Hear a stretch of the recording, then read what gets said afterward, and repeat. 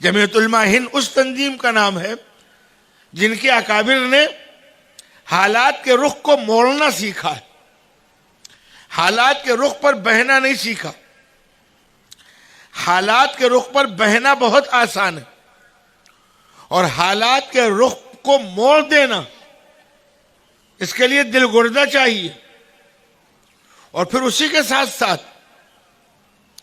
غیروں کا مقابلہ کرنا بہت آسان ہے، اپنوں سے ٹکرانا بہت مشکل ہے۔ اگر اپنے غلط رخ پر جا رہے ہوں، غلط فکر میں جا رہے ہوں، تو ان کو صحیح رخ پر ڈالنا، جذبات سے بھرے ہوئے اور ان کے جذبات کو کنٹرول کر کے ان کو صحیح رخ دینا، یہ سب سے ٹیڑھا کام ہے۔ کسی بڑے عالم، مجھے یاد پڑ رہا علامہ انور شاہ کشمیری رحمۃ اللہ علیہ کا جملہ، یا غالباً شاہ عطا اللہ بخاری رحمۃ اللہ علیہ کا، کسی عطا اللہ صاحب کا ہے، جس کا بھی ہو، انہوں نے لیڈر اور قائد میں فرق بیان کیا تھا۔ یہ جتنے علماء بیٹھے انشاءاللہ ان کو قیادت کا فریضہ انجام دینا ہے، حالانکہ لفظی اعتبار سے قائد اور لیڈر ایک ہی چیز ہے، لیکن حضرت نے شاہ عطا اللہ بخاری، مجھے یاد پڑ رہا ہے، کسی اور کا بھی مقولہ ہو سکتا ہے، ہمیں بات سے مطلب،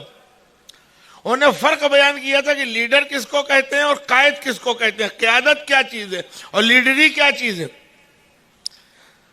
فرمایا لیڈر نام ہے اس فرد کا جس کا کام ہے چلو تم ادھر کو ہوا ہو جدھر کی۔ لیڈر قوم کا مزاج دیکھتا ہے، یہ قوم کیا چاہتی ہے ویسی بات کرتا ہے، اور قائد کا کام یہ ہے کہ قائد یہ دیکھتا ہے کہ قوم صحیح رخ پہ جا رہی ہے کہ غلط رخ پہ جا رہی ہے۔ اگر قوم غلط رخ پہ جا رہی ہو تو اس قوم کو صحیح رخ پہ ڈالنے کا فریضہ انجام دیتا ہے۔ یہی وجہ آگے لکھا ہے لیڈر ہمیشہ تالیاں اور تعریفیں سنتا ہے، قائد ہمیشہ گالیاں سنتا ہے۔ ظاہر بات ہے لیڈر کی تعریف ہوگی، آپ نے جو چاہا وہی ہم نے کہہ دیا، آپ نے تالی بجا دی، واہ واہ واہ واہ، بڑا اچھا آدمی ہے، کیونکہ آپ کے من کی بات کہہ دی اس نے۔ اور اگر اس نے کہا نہیں آپ غلط سوچ رہے ہیں، آپ غلط رخ پہ جا رہے ہیں، آپ غلط راستہ اختیار کر رہے ہیں، تو ظاہر بات ہے ہر آدمی کو نہیں پسند آئے گا، ایسا یہ آدمی سمجھ میں نہیں آیا، یہ ہم کو سمجھانے آیا ہے۔ جمعیت علماء قیادت کا فریضہ انجام دیتی ہے الحمدللہ، وہ صحیح رخ پر، اس کو کوئی پرواہ نہیں کہ قوم ناراض ہو رہی ہے یا قوم خوش ہو رہی ہے۔ جس چیز کو حق سمجھا، ہمارے اکابر نے 200 سال کی لڑائی لڑ کر جب ملک بالکل آزادی کے قریب آیا، میں پیچھے لے جا رہا ہوں، تو تقسیم کا سوچا چھوڑ گیا کہ اب ہمیں الگ ملک چاہیے۔ کتنا جذباتی نعرہ تھا، ایسا جذباتی نعرہ کہ ہمارے جمعیت علماء کو یہ شرف حاصل ہے، ہمارے اکابر نے ڈنکے کی چوٹ پر کہا نہ، یہ تمہارے لیے اپنے پیر پر کلہاڑی مارنے کے مترادف ہے۔ مخالفت کی سب جانتے ہیں، اب اس کو چھیڑنے کی ضرورت نہیں ہے۔ جمعیت علماء کے اکابر نے تقسیم کی زبردست مخالفت کی تھی، بہت سی حکمتیں تھیں، انہوں نے مشترک پروگرام، ساتھ رہنے کا ایک فیصلہ کن فارمولہ دیا تھا، یہ نہیں کہ قوم کو یوں ہی چھوڑ دیا ہو، مدنی فارمولہ سے مشہور ہے۔ جمعیت کے سارے ذمہ داروں کو کم سے کم اس تاریخ کو پڑھنا چاہیے کہ کیا نظام دیا تھا ملک چلانے کے لیے، کتنا شاندار نظام تھا،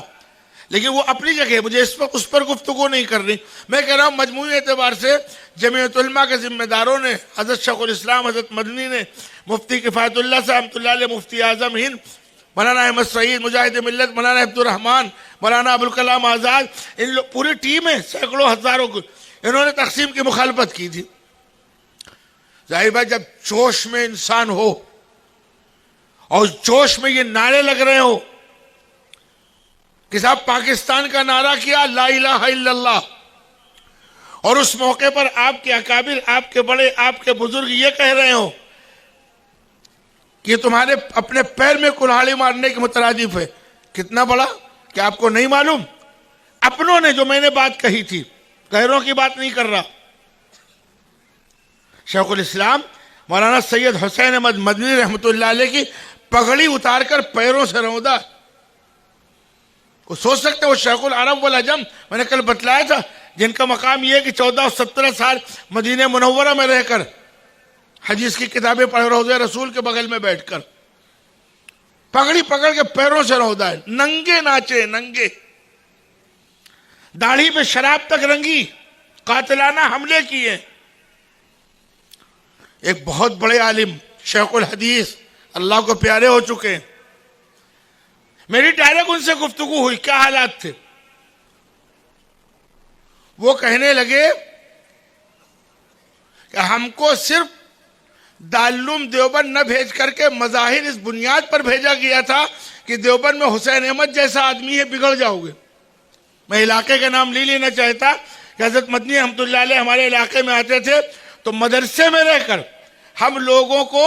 اپنے مدرسے کی چھت پر کھڑے ہو کر حضرت مدنی کے بیان کی سننے کی اجازت نہیں تھی۔ ہم لوگ شیخ الاسلام نہیں، شیخ الاسنام کہتے تھے۔